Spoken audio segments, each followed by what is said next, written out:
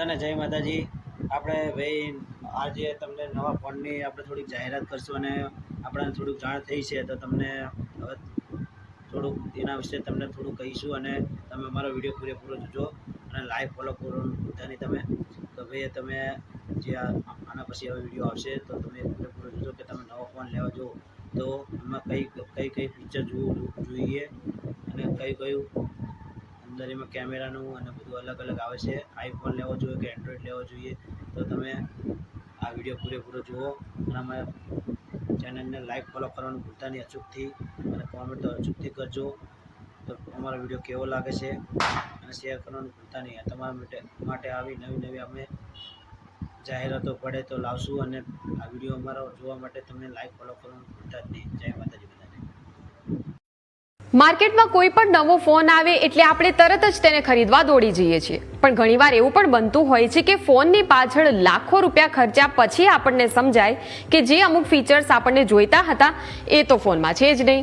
તો આ વિડીયોમાં સમજો કે ફોન ખરીદવા પાછળની કઈ એવી ભૂલો છે જે તમારે બિલકુલ કરવી ન જોઈએ। સૌથી પહેલા એ સમજો કે તમારે એન્ડ્રોઈડ ફોન લેવો જોઈએ કે પછી આઈફોન। એન્ડ્રોઈડ અને આઈફોન બંને અલગ અલગ પ્લેટફોર્મ છે, બંનેની કિંમતોમાં ઘણો ફરક છે, પરંતુ બંનેના ફીચર્સમાં શું તફાવત છે એની આપણને જાણ નથી હોતી।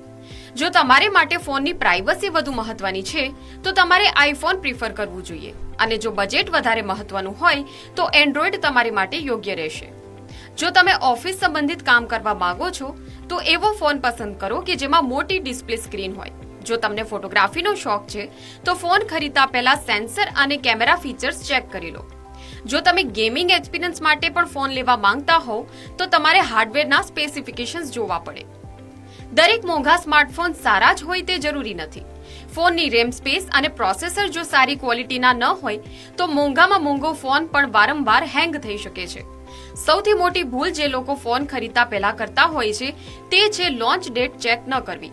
દર વર્ષે સપ્ટેમ્બર અથવા ઓક્ટોબરની શરૂઆતમાં નવા આઈફોનના મોડેલ લોન્ચ થાય છે અને આ સમય દરમિયાન જૂનું વર્ઝન સસ્તું થઈ જાય છે, તો ડિસ્કાઉન્ટના નામે તમારી સાથે છેતરપિંડી પણ થઈ શકે છે। એટલે ફોન ખરીદતા પહેલા તેનું મોડેલ ક્યારે લોન્ચ થયું તે જરૂરથી ચેક કરવું। તો આઈફોન કે એન્ડ્રોઈડ આ બંનેમાંથી તમે કયો ફોન લેશો જણાવો અમારા કમેન્ટ સેક્શનમાં અને ટેકનોલોજી રિલેટેડ આવી જ માહિતી માટે ફોલો કરતા